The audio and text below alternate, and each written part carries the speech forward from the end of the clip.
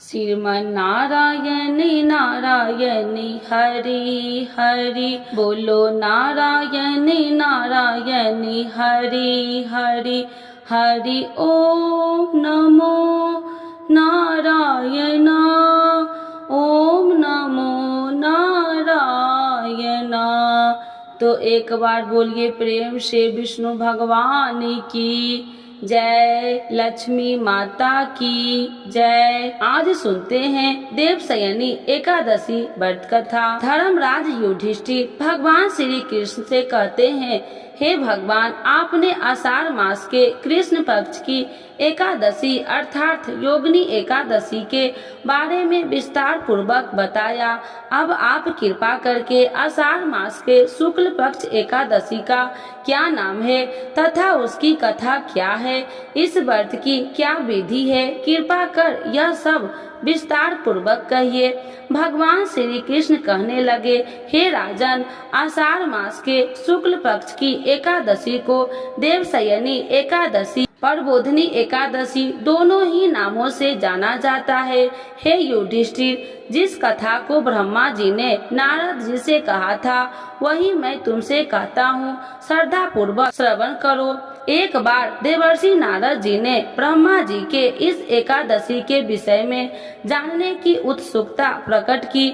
तब ब्रह्मा जी नारद को इस एकादशी की कथा सुनाने लगे। सतयुग में मानधाता नामक एक चक्रवर्ती सम्राट राज्य करते थे। उनके राज्य में प्रजा बहुत सुखी थी, किंतु भविष्य में क्या हो जाए यह कोई नहीं जानता।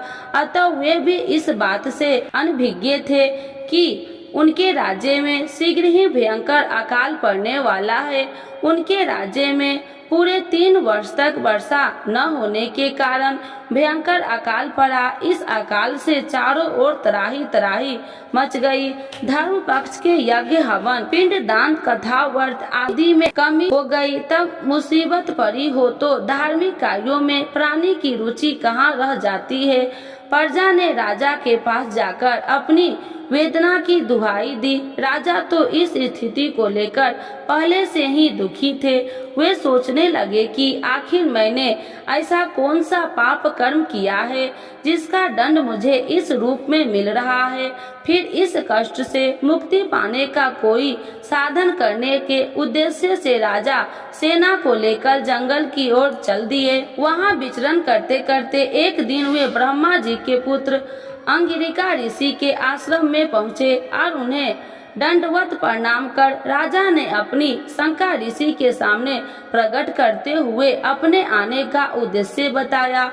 उस समय सतयुग में ज्ञान ग्रहण करने का अधिकार केवल ब्राह्मणों को ही होता था और अन्य वर्ण विशेषकर शूद्र के लिए तो यह वर्जित था और इसे पाप माना जाता था। ऋषि कहने लगे, हे राजन, आपके शासन में एक शूद्र नियम का उल्लंघन कर शास्त्र शिक्षा ग्रहण कर रहा है। इसी महापाप का खामी राजा तुम्हारी सारी प्रजा उठा रहा है।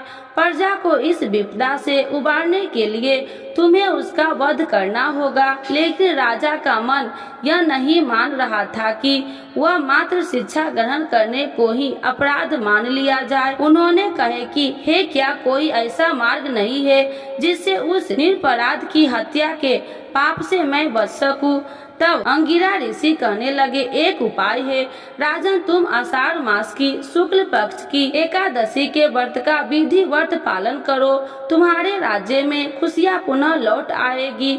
राजा अपने राज्य की राजधानी लौट आए और आषाढ़ महीने की शुक्ल पक्ष एकादशी का विधि पूर्वक व्रत किया। व्रत के प्रभाव से उन्हें राज्य में मूसलाधार वर्षा हुई और पूरा राज्य धन्य धान्य से परिपूर्ण हो गया। तो एक बार बोलिए प्रेम से विष्णु भगवान की जय, लक्ष्मी माता की जय। देवशयनी एकादशी व्रत कथा 2। पौराणिक कथा के अनुसार एक बार राजा बलि ने तीनों लोक पर कब्जा कर लिया था। देवी देवता परेशान हो गए। भयभीत होकर देवराज इंद्र भगवान विष्णु से मदद मांगने उनके पास पहुँचे। श्री हरि ने 52 अवतार धारण कर लिया और भिक्षु के रूप में बलि के पास दान मांगने पहुँचे। उन्होंने राजा बलि से 3 पग जमीन का दान मांगा, जिसमें वे पहले पग में वे समस्त दिशाओं सहित संपूर्ण पृथ्वी और आकाश को माप लेते हैं। दूसरे पग में उन्होंने स्वर्ग को नाप लिया और तीसरा पग रखने को कुछ भी विशेष न बचा तो बलि ने अपना शीश आगे करते हुए निवेदन किया कि हे प्रभु, अपना तीसरा पग मेरे सिर पर रखिए। राजा बलि ने दानवीरता देखकर भगवान विष्णु बहुत प्रसन्न हुए और बलि के इस दान और समर्पण से खुश होकर भगवान विष्णु ने बलि को पाताल का अधिपति बना दिया और वर मांगने को कहा। बलि ने भगवान से पाताल लोक में बसने की इच्छा जताई। भगवान विष्णु ने अपने भक्त बलि की इच्छा पूरी की और पाताल चले गए। भगवान के पाताल लोक जाने से सभी देवी देवता और देवी लक्ष्मी चिंतित हो गई। अपने पति को वापस लाने के लिए माँ लक्ष्मी ने गरीब स्त्री का रूप धारण कर राजा बलि के पास पहुँच गए। राजा बलि को राखी बांधकर देवी लक्ष्मी ने उन्हें भाई बना लिया और बदले में भगवान विष्णु को पाताल लोक से वापस ले जाने का वचन ले लिया। भगवान ने राजा बलि को निराश न करते हुए ये वरदान दिया कि वो हर साल आषाढ़ शुक्ल एकादशी से कार्तिक शुक्ल एकादशी यानी कि 4 माह तक पाताल लोक में योग निद्रा में निवास करेंगे। तो एक बार बोलिए प्रेम से विष्णु भगवान की जय, लक्ष्मी माता की जय। देवशयनी एकादशी का महत्व।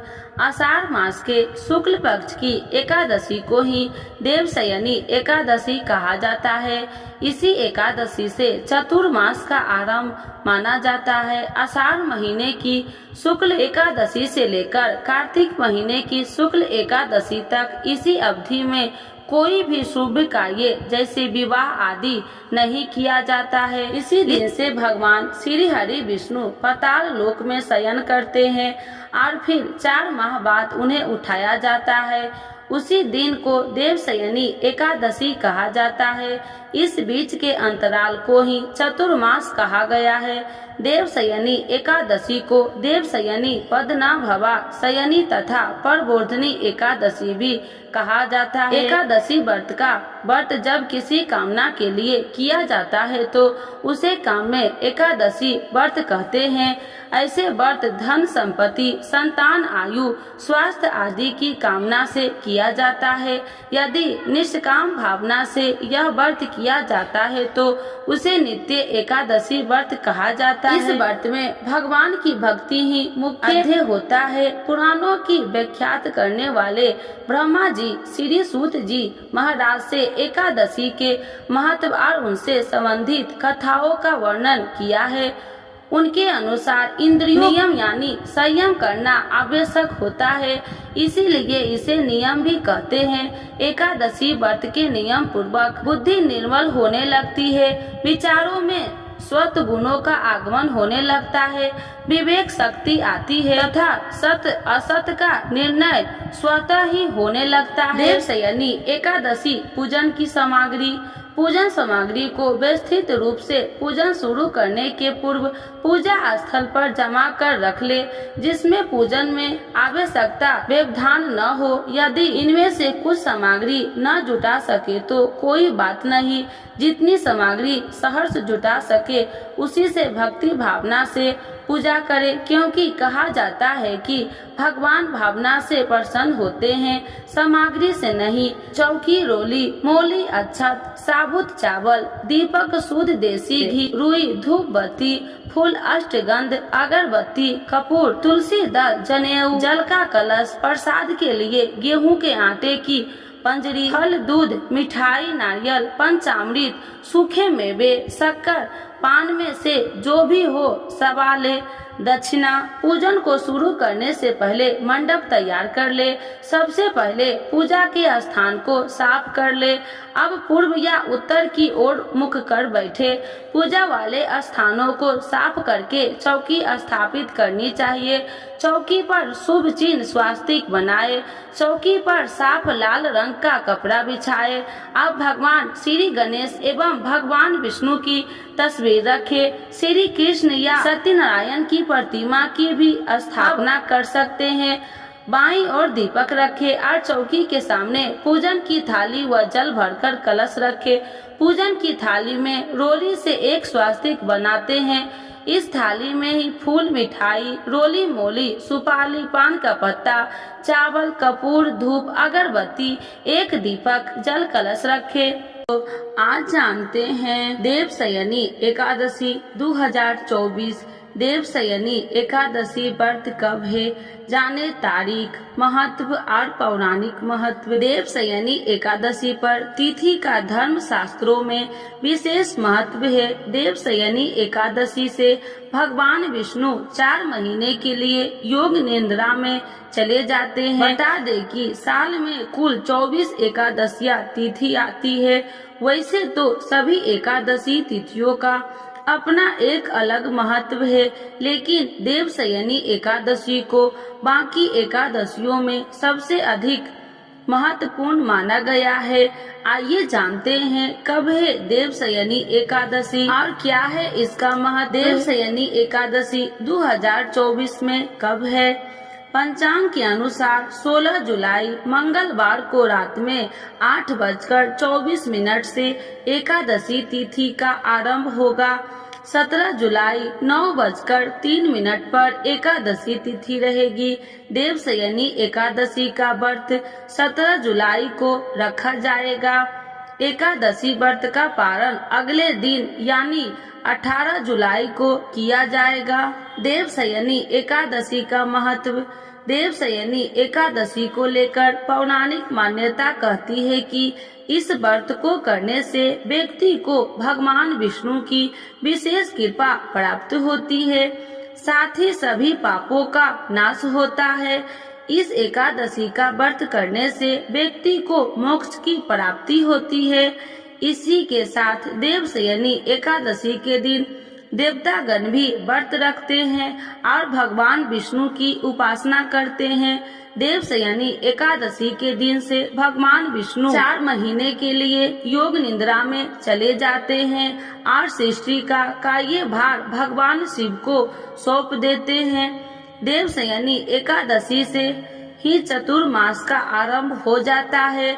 इन 4 महीनों में कोई भी शुभ कार्य नहीं होते हैं, क्योंकि इन 4 महीनों तक मंगल कार्यों में भगवान विष्णु शामिल नहीं हो पाते हैं। इसीलिए शादी, मुंडन, गृह प्रवेश आदि जैसे मंगल कार्य इस दौरान आयोजित नहीं किया जाता है। देवशयनी एकादशी को लेकर विभिन्न मान्यता है कि जब भगवान विष्णु शंखचूड़ के साथ युद्ध करते हुए थक गए थे तो सभी देवताओं से भगवान विष्णु ने प्रार्थना की, आप आराम कीजिए और कुछ समय के लिए शयन में चले जाइए। भगवान विष्णु देवताओं की प्रार्थना पर 4 महीने के लिए योग निद्रा में चले गए। दूसरी मान्यता यह है कि भगवान विष्णु के राजा बलि को वरदान दिया था कि वह हर साल 4 महीने के लिए पाताल लोक में आकर वामन रूप में वास करेंगे। इसीलिए भगवान विष्णु योग निद्रा में चले जाते हैं, वामन रूप में पाताल में वास करते हैं। तो एक बार बोलिए प्रेम से विष्णु भगवान की जय, लक्ष्मी माता की जय। देवशयनी एकादशी माता की आरती। ओम जय एकादशी जय एकादशी जय एकादशी माता, विष्णु पूजा व्रत को धारण कर शक्ति मुक्ति पाता।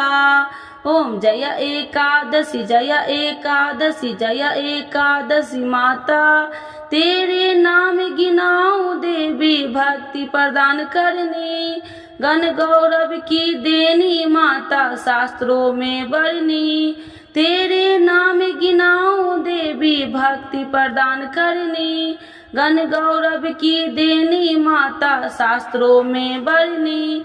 ओम जय एकादशी जय एकादशी जय एकादशी माता। मार्गशीर्ष के कृष्ण पक्ष की उत्पन्ना विश्व तारिणी जन्मी। शुक्ल पक्ष में होए मोक्षदा मुखदाता बन आई। मार्गशीर्ष के कृष्ण पक्ष की उत्पन्ना विश्व तारिणी जन्मी। शुक्ल पक्ष में होए मोक्षदा मुखदाता बन आई। ओम जय एकादशी जय एकादशी जय एकादशी माता। पौष के कृष्ण पक्ष की सफला नामक है। शुक्ल पक्ष में होए पुत्रदा आनंद अधिक रहे। पौष के कृष्ण पक्ष की सफला नामक है। शुक्ल पक्ष में होए पुत्रदा आनंद अधिक रहे। ओम जय एकादशी जय एकादशी जय एकादशी माता। नाम सटतीला माघ मास में कृष्ण पक्ष आवे। शुक्ल पक्ष में जया कहावे विजय सदा पावे। नाम सटतीला माघ मास में कृष्ण पक्ष आवे। शुक्ल पक्ष में जया कहावे विजय सदा पावे। ओम जय एकादशी जय एकादशी जय एकादशी माता। विजया फाल्गुन कृष्ण पक्ष में शुक्ला आम्ल की। पाप मोचनी कृष्ण पक्ष में चैत्र महाबली की। विजया फाल्गुन कृष्ण पक्ष में शुक्ला आम्ल की। पाप मोचनी कृष्ण पक्ष में चैत्र महाबली की। ओम जय एकादशी जय एकादशी जय एकादशी माता। चैत्र शुक्ल में नाम कामदा धन देने वाली। नाम बरूथनी कृष्ण पक्ष में वैशाख माह वाली। चैत्र शुक्ल में नाम कामदा धन देने वाली। नाम बरूथनी कृष्ण पक्ष में वैशाख माह वाली। ओम जय एकादशी जय एकादशी जय एकादशी माता। शुक्ल पक्ष में होए मोहिनी अपरा ज्येष्ठ कृष्ण पक्षी। नाम निर्जला सब सुख करनी शुक्ल पक्ष रखी। शुक्ल पक्ष में होए मोहिनी अपरा ज्येष्ठ कृष्ण पक्षी। नाम निर्जला सब सुख करनी शुक्ल पक्ष रखी। ओम जय एकादशी जय एकादशी जय एकादशी माता। योगिनी नाम आषाढ़ मास में जाने कृष्ण पक्ष करनी। देव शयनी नाम कहावे शुक्ल पक्ष धरनी। योगिनी नाम आषाढ़ मास में जाने कृष्ण पक्ष करनी।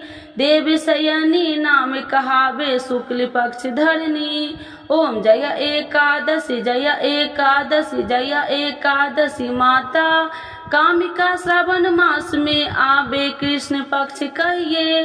श्रावण शुक्ला होए पवित्रता आनंद से रहिए। कामिका श्रावण मास में आवे कृष्ण पक्ष कहिए। श्रावण शुक्ला होए पवित्रता आनंद से रहिए। ओम जय एकादशी जय एकादशी जय एकादशी माता। आजा भाद्रपद कृष्ण पक्ष की परवर्तिनी शुक्ला। इंद्र आसीन कृष्ण पक्ष में व्रत से भवसागर निकला। आजा भाद्रपद कृष्ण पक्ष की परवर्तिनी शुक्ला। इंद्रा आसीन कृष्ण पक्ष में व्रत से भवसागर निकला। ओम जय एकादशी जय एकादशी जय एकादशी माता। पाप कुसाहे शुक्ल पक्ष में आप हरनहारी। रमा मास कार्तिक में आवे सुखदायक भारी। पाप कुसाहे शुक्ल पक्ष में आप हरनहारी। रमा मास कार्तिक में आवे सुखदायक भारी। ओम जय एकादशी जय एकादशी जय एकादशी माता। देवी उठानी शुक्ल पक्ष की दुख नाशक मैया। पावन मास में करू विनती पार करो नैया। देवी उठानी शुक्ल पक्ष की दुख नाशक मैया। पावन मास में करू विनती पार करो नैया। ओम जय एकादशी जय एकादशी जय एकादशी माता। परमा कृष्ण पक्ष में होती जन मंगल करनी। शुक्ल मास में होए पर्दिनी दुखी दरिद्र हरनी। परमा कृष्ण पक्ष में होती जन मंगल करनी, शुक्ल मास में होए पर्दनी दुखी दरिद्र हरनी।